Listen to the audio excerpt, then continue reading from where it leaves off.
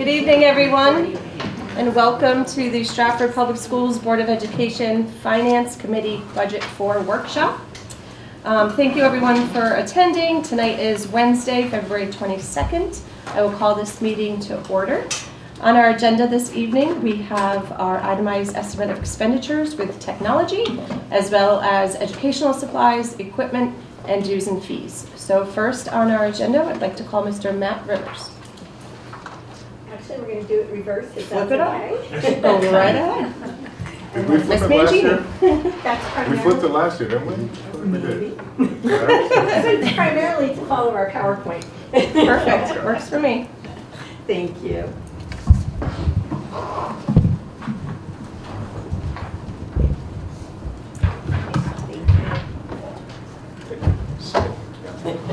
We're creatures of habit. I'm very organized. We are going to be covering the technology budget this evening. That will be last. Also the educational supplies, equipment budget, and dues and fees, and there's other expenditures in that 800 object code that we'll also cover this evening. So these are the specific object codes that we will cover, and all of those 600s are in your budget books under the 600 section. Same with the 700s and then the 800 as well. So you can find all of that information there.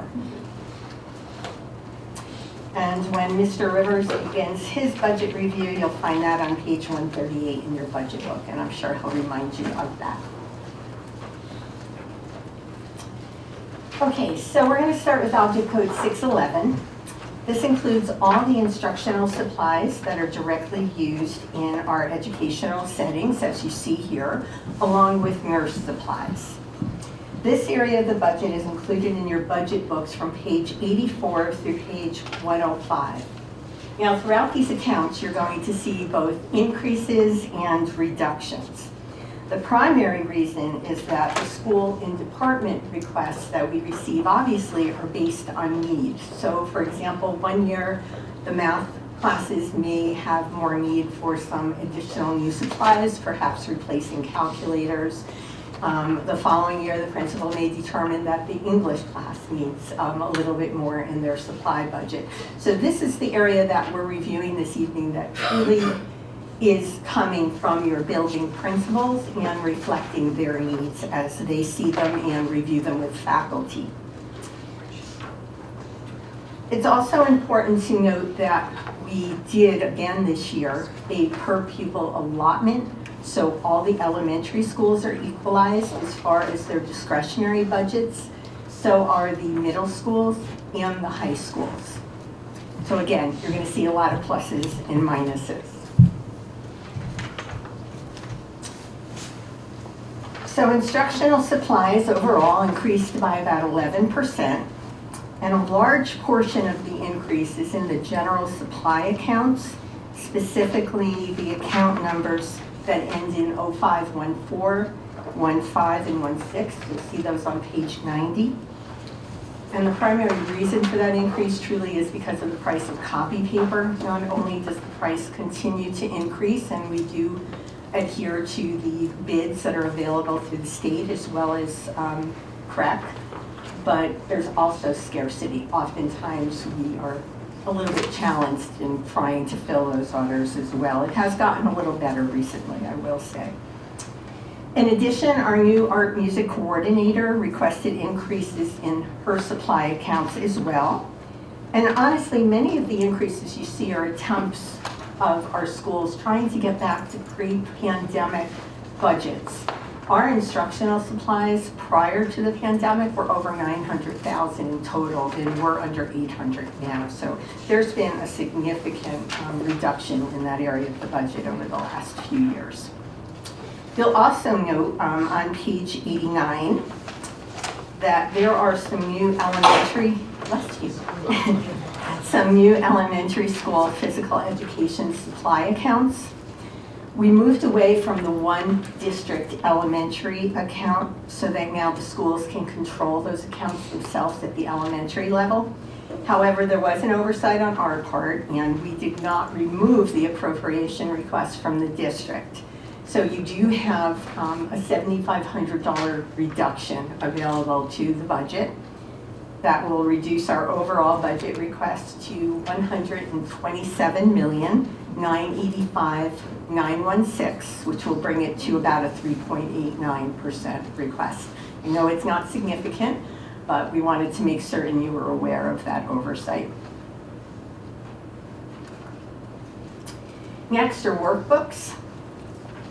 There is an increase, and basically the increase is a result of the new adoption of the illustrated math curriculum for algebra and the new workbooks associated with that course. Workbooks, again, used at the elementary levels. When you get to textbooks, you will also see an increase, again, due to the newly adopted illustrated math curriculum at the high schools. They use textbook accounts. In addition, some of this increase is a result of an increase in funds for classroom libraries, which we do expense in the textbook account. So our schools have made the decision in some schools to increase classroom libraries, and they've taken a reduction in their library book accounts. So you will see that when we click over here to library books, there is a slight reduction in library books. I'm sorry, Pam, just 1 second. If everyone could please silence their phones. Thank you.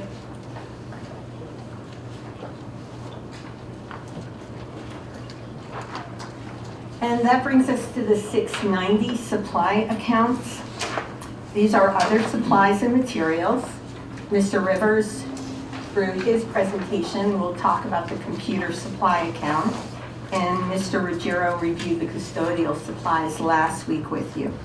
So that leaves us with the office supply accounts. Again, the previous general supply account was copy paper for classroom use. This account is copy paper for office use.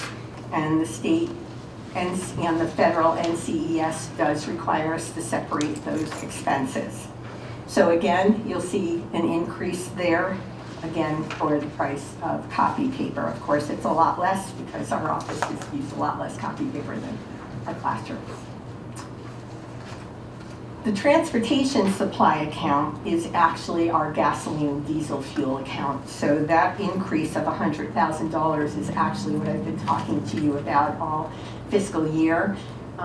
We were struggling a bit. We locked in initially at a much higher price than we had anticipated for both gasoline, regular gasoline and diesel. And then we went out to bid again with the town. Came in at a much more favorable price, but a lot more than we had been paying, of course.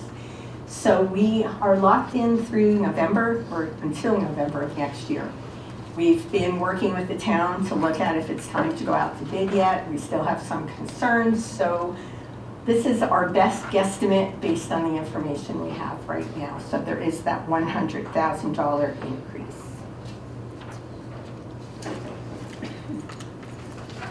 And lastly is the 690 accounts for the athletic supplies. The increase here is a result of the cost of replacing some team uniforms at the high school level.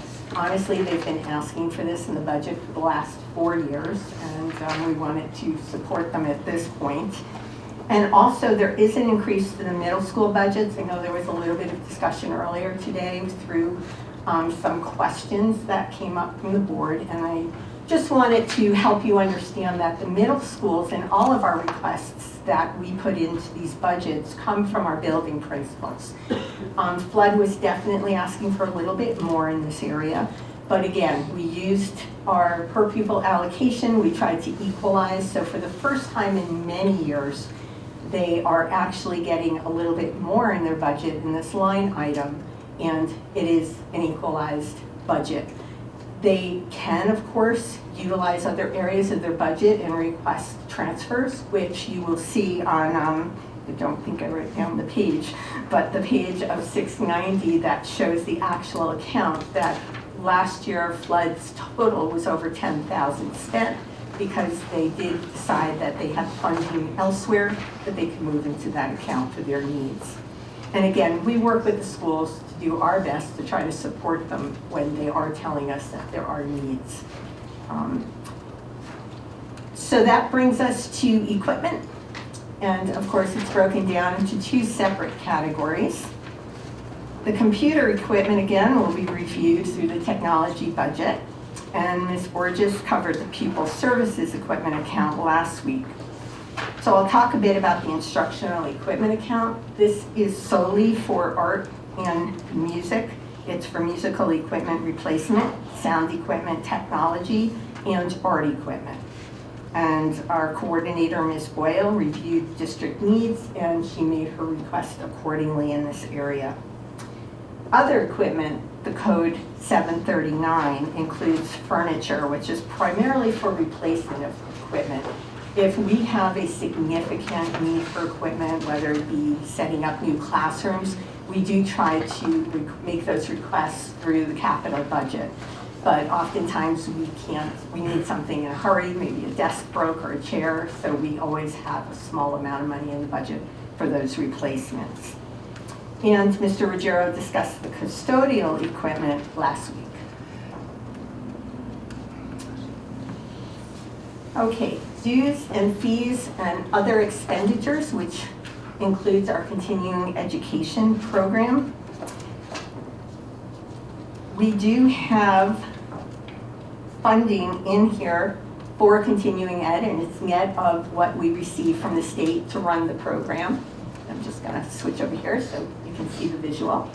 And you'll also see on the continuing ed line, it can be a little misleading, that $95,000 increase is a result of our match, required match for 21st Century Grant. It's a 5-year grant, and each year we have to include an additional 25% of the total cost. And that is representative of our 25% match. We have a grant both at the high school and one at the middle school. We increased the budget by 95 last year in that line. Now this is the second 85,000 increase. And believe it or not, that's my entire presentation this evening. I am happy to open it up to questions before I turn it over to Mr. Rivers. Mrs. Lance. Thank you, Mrs. Wilson. They read in that page for continuing ed. Does Trumbull still come to Stratford for continuing ed? Currently this year, yes, And now they, obviously somebody has to pay that for them to come here. they do. Where is that showing here at all, or does the town get that money? No, the district gets the money. It's in a separate fund and it's used for payment of salaries and supplies. And approximately how much, did you know how much that was last year? I knew you were going to ask me that question. I will get back to you because there's a couple of numbers going around in my head right now. And we did negotiate with Trumbull last year because we did a full analysis to make certain that we were at least breaking even with having them in the program. So that's why I'm a little fuzzy on the number. It changed. But I will get that for you. And could you also tell me how many people people participate in the program? Yes, actually. In town and out of town, please. Excuse me. We have been working on an analysis of that, so I do have that available So for if you. somebody, say, from Shelton wanted to take a class, are they allowed to do that? They are. And would they pay? Thank you.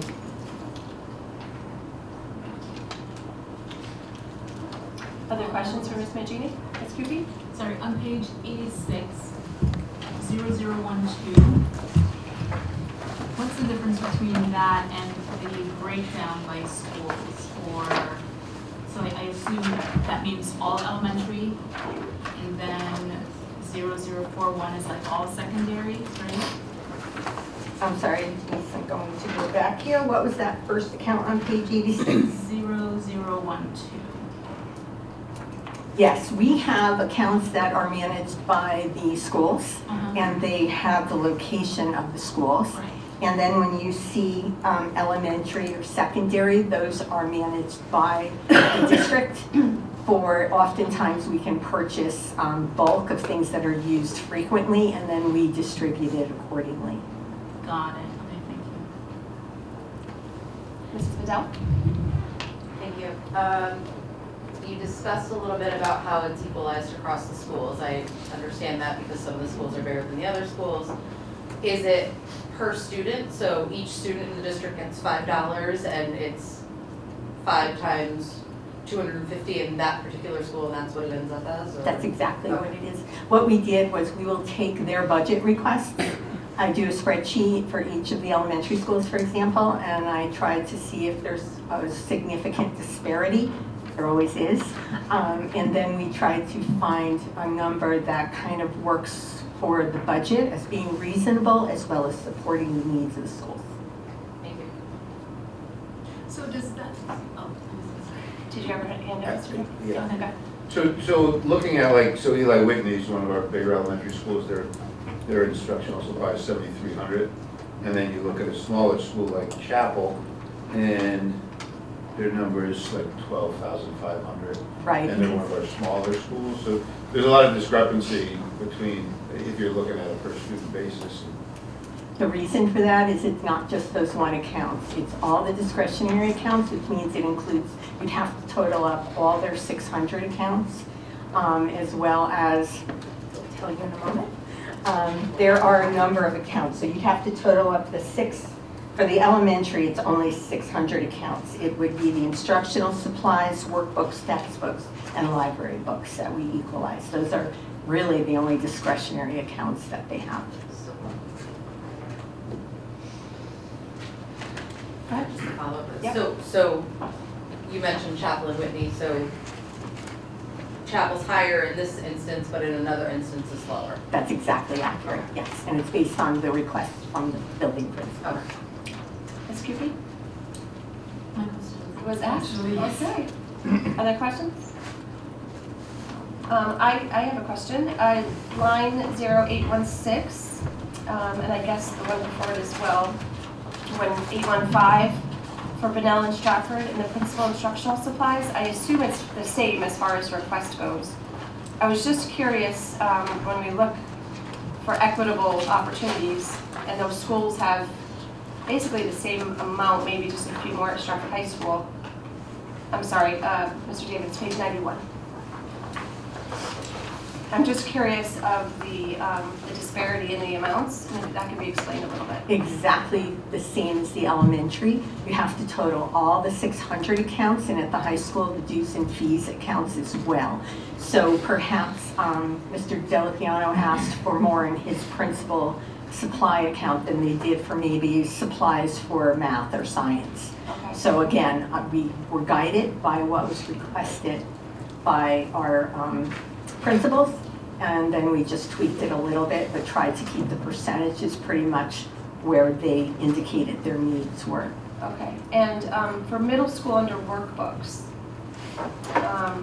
I know workbooks is always something that comes up, but on page 95, we've got Flood and Worcester at almost 100% increase. And I know, our kids are working so much more on devices. Can we just talk about that for a little bit as to the request? I would probably leave that to either Mrs. Rosenberg or Dr. Gata, but it was a request from our STEM coordinator for those new, for the new initiative, the illustrative math curriculum. Okay. So that was solely the reason for that increase.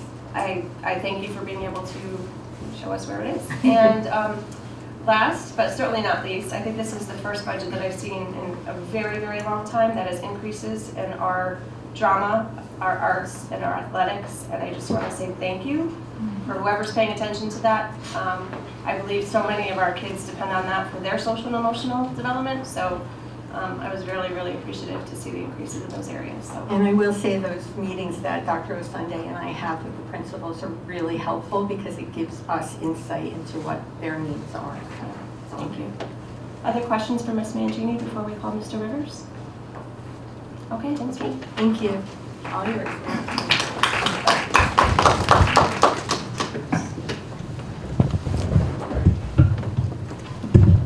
Good evening. Just a reminder, page 138. My notes as well.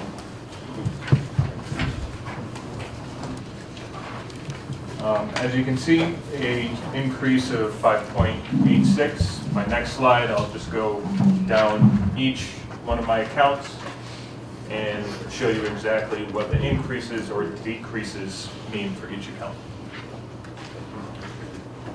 So for our first account, we're keeping that flat funded. For our next account, 0689, we are in desperate need for some funding for our UPS devices that give our main frame network equipment battery backup. They have increased in price like almost everything else. So we're just adding some funds to that account to replace a few and have some spare batteries for those units. For 0690 with our maintenance accounts, the majority of that account was an increase due to our virus protection. The product that we were using got discontinued, so we needed to switch to a different product with the same vendor. 0859, that was flat funded. And one of our largest differences in our accounts of 1019 is just a shift in the way that E-rate is being funded, or the reimbursement process. We are simply just getting invoiced for the net amount of the E-rate savings. For 0858, for our computer services, that decreased. I did a little reorganization of a few account lines. The STAR software program shouldn't have been in that account, should have been instructional software, so that's where we have moved that to. Next is our 0652 educational software. Like anything else, software and hardware are not immune from inflation. So the 49,000 there reflects just the different instructional softwares and their increases. For our 0860, we are looking to implement a new platform, ClassLink. Just to give you a quick synopsis of what ClassLink is. It is a all-in-one single sign-on user interface for our students and staff to quickly and easily access the programs that they use every day in their classrooms. It also has some heavy-hitting IT functions that I'm very excited about.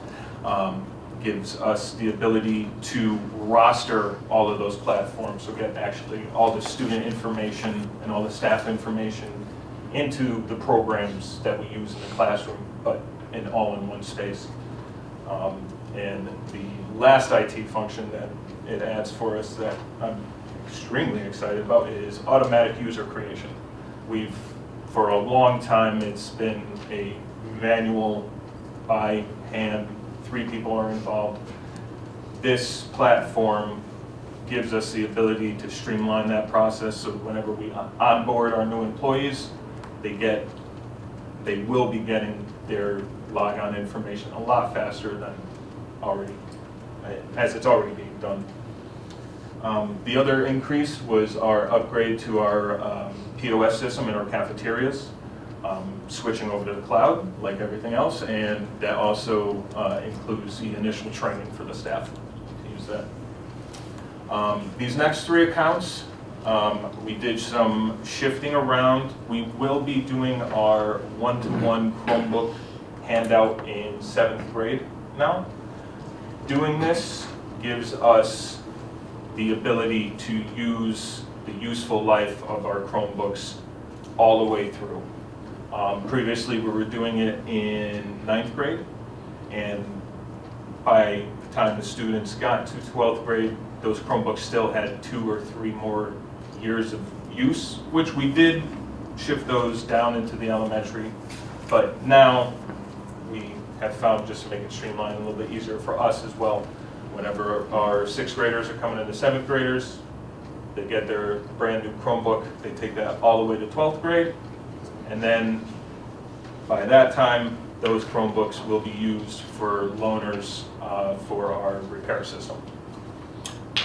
So what the movement that you see is in the elementary line, I have removed 30,000 and split that evenly in between our middle school and high school hardware lines.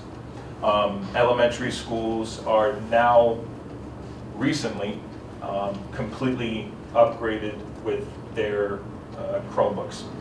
So that was a few years in the making, but we updated our entire fleet in our elementary schools. So we didn't have the need for the amount for this year, so we split that for repair costs at the middle and the high schools. The large jump in our middle school line is, as I stated before, we moved our one-to-one Chromebook purchases into that line, and also like software, hardware is no different. Our unit prices have gone not significantly up, but enough to make a difference. And then our high school computer equipment line just indicates that we did that move, and it is receiving the extra $15,000 from our elementary line. So I will take any questions you may have. Mrs. Patel? Thank you for that. My first question is on, Yep. the first thing is there's a big reduction to telephone services. Can we go Yes. back to that for a second? And that has to do with the E-rate that's above it and movement there? Correct. Okay. And ClassLink, Mhm. does that replace Google Classroom? No. So what it does is it's a centralized location for all students and staff to access your Google Classroom, to access whatever programs you may be using in your classroom. It's a all-in-one interface, so you don't have to go to individual locations and sign in and forget your username. And so what this does is give you that functionality where you're going to one place, you hit whichever icon you have to get into, and you go in. It's, right, so I might be able to extend on that explanation. I would invite you to chime in as well, because I know you all use it in Fairfield. So I'm familiar with this platform, and this platform is a single sign-on platform that is available to students and staff. So every web-based platform that we use as a district falls into the same space. So oftentimes we talk in education about transition routines. Kids can log on with one login and access any apps that we use, whether it's iReady or whether it's Alexia, any platform that we do have. What is also uniquely beneficial about this is for us as a district, we have the ability to see usage volume. So for example, if we determine that there's a software program that's just not being used, next year when we get into this conversation during budget season, we can have conversations as to whether or not we want to retain that, right? But also, as schools continue to work on their school improvement plans, if we get the beat that there is one platform that's actually yielding a volume of usage and it's actually having an impact on student performance, that we have other strategies that we can embed into that work as well. And again, it's the same for our staff. Yeah, just to add to what Dr. Sunday's saying. So one of the other benefits of it, one is once you log on, like to Dr. Sunday's point, right, every platform that we offer, right, is right there. So your library catalogs, your Newsela, your Star, your everything comes up. And it also gives you the ability to access like your own files. Like if I were not in my classroom and I was home and I needed to access something that I saved on my hard drive, even though everything mostly is saved to the cloud, old records in my OneDrive or my things, all I have to do is log in through ClassLink and I can access anything that's ever been saved on any of my devices. It's just it makes it so much easier, so no matter where you are, everything you need is all in one place. Is that it? Did you have another one? I'm good right now. Okay. Any other questions for Mr. Rivers? I have a question. So could you explain the line items that are flat funded? I mean, it's one thing to say, you know, we're keeping it flat and that's all good and dandy, but what's inside of that? What's behind it? So, let me just. So our, the 0688, that is our repair supplies that we use for Chromebook parts, for other hardware replacements. Historically, we have always used the amount that is currently shown. It would be very tough to reduce it just because we know historically that that's what we've used in the past. And also the 858. That is our contracts for our network support group that we use. So they stay historically the same price. Okay, thank you. Any other questions? I just want to take a moment and congratulate Mr. Rivers because he entered this role and he's just been a savant about really mastering this piece. And we sat down and we talked about making sure the process in our tech department is efficient, and he's done that work very admirably. So again, well done by Mr. Rivers. Thank you. Thank you.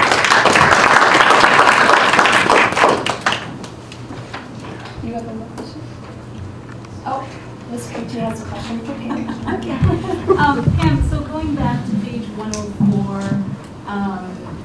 it's showing a almost 33% reduction in library books and material for the academy, which, as I understand, like their library actually needs, to be replenished.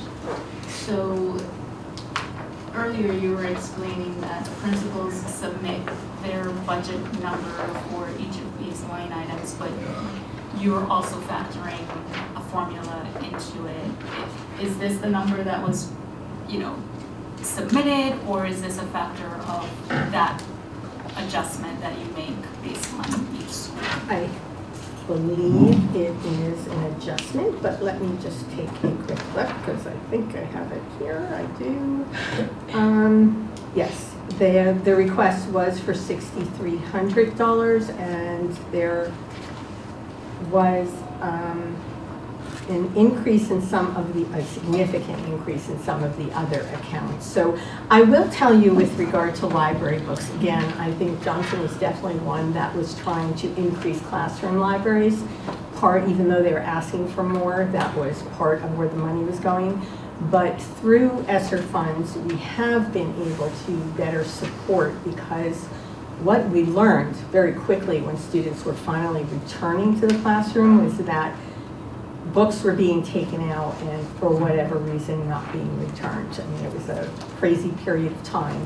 So over the last couple of years, we have legitimately and properly been able to fund library books to replace just the volumes that have gone missing, and also to have more availability, particularly in the earlier days of COVID, of maybe a book maybe having 3 or 4 copies, so students didn't necessarily have to share the same books. Because don't forget, I know we're in a different place now, but those first 2 years we were trying to make certain people weren't necessarily touching all the same things as well.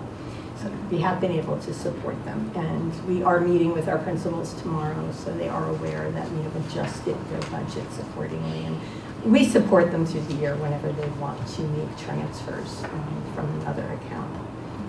And then, may I ask? So I think I lose track of my pages here. I need to get that posted. But I saw where I think Franklin had a reduction in textbooks, and I mean, it might be a bigger conversation for us to have, but I'm curious what our strategy is around actual physical materials versus, you know, digital, working on the devices, because research shows, right, like the students learn better with more physical materials and books. So what's our strategy around that and how that plays into the numbers that we have here?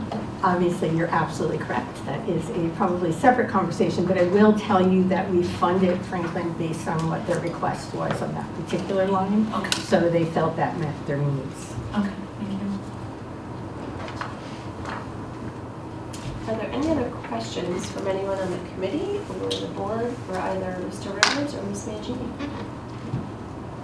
All right, well then I would entertain a motion to adjourn budget workshop number 4. Chair, before we adjourn? Yeah. I know we have a number of questions that have been asked by email and the responses that have been given. Are we going to, at some point, make those public just so people know what we're asking and what those questions are? Are they in a public format that people can access? I'm sorry? I think we can, We can go through them now if I you don't have a want problem going to through read it them out. here. Can we all read our own questions, I guess? Sure. Like a play? We'll have a share circle. Have a share circle. Yeah, I like that idea. Just a quick question, could they be scanned and put on the website? Is that appropriate, or is that, So this is public information. would you be okay with that? I mean, that's what I'm asking. Right, so my position is I have zero issues with that. I think this is public information. These are all technical and tangible questions that board members have asked. But I'm also, my suspicion is that also as you engage in conversation with our stakeholders, they're bringing some of these same questions to you. So we can certainly review it here at this point in time, but we can also make it available on our website. So I think the answer could be yes, right? I think it'd be a good idea to put it on the website. And I don't think, I mean, you don't have to go through every question. If you want to, that's fine too. But I think if we go through ones that you have questions on the questions. I think Sure, yeah, we won't keep you here all Yeah. night. Mr. Hendrick, were there any in particular that you'd like to have? No, not specifically, but I know there was a number of them. And just so in whatever way we decide, just so the public can review it and they may have questions that are answered within our questions. Sure. Yeah. So, is everyone comfortable with the scanning and posting on the website rather than continue the conversation here? I thought they were, but that's they were. Okay. No, this is, the Maybe it's in document the itself, future, right? the document itself is not scanned and posted yet because it's a running document. So as board members submit, committee members submit questions, we recurrently update this document. Once we are at a point where we're done with questions, we'll make it go public. Is it safe to say that if there's no questions here this evening, that this document can be sealed as finished and no longer running? Well, no, there may be more questions. There might be questions. There There might might be More questions. But we can also scan this and update it. Right. Just to give people a running view of what's going on. But to Mike's point too, if we want to go, if there's something specifically you want to go over, If there are any high-profile questions that emerge out of this document, I think we have an opportunity tonight to, anybody can raise those questions.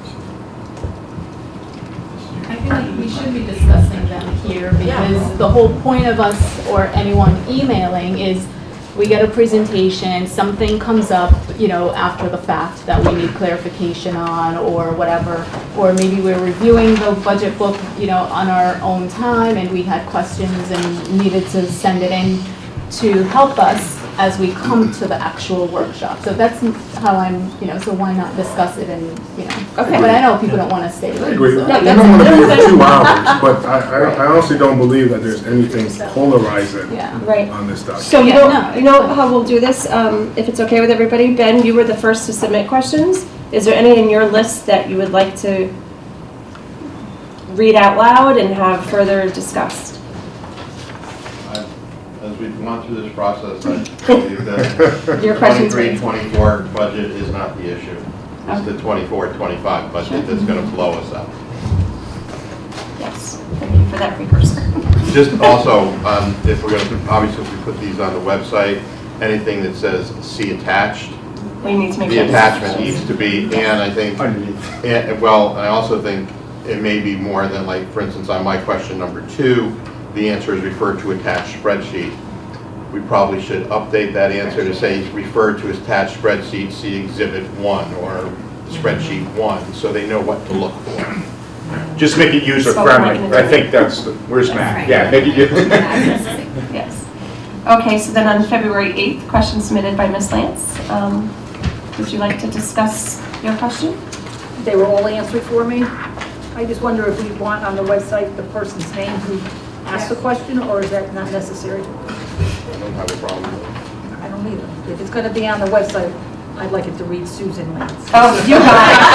You got it. I hate that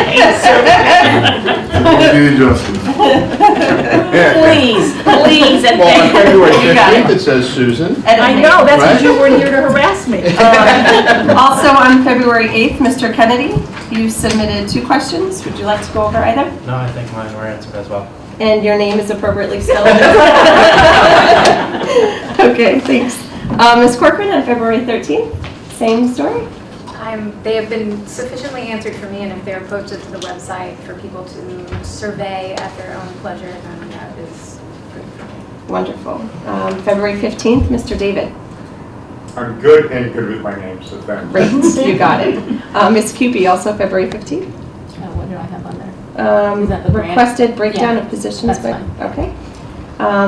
Also February 15th, Susan. Lance? Fine. Okay.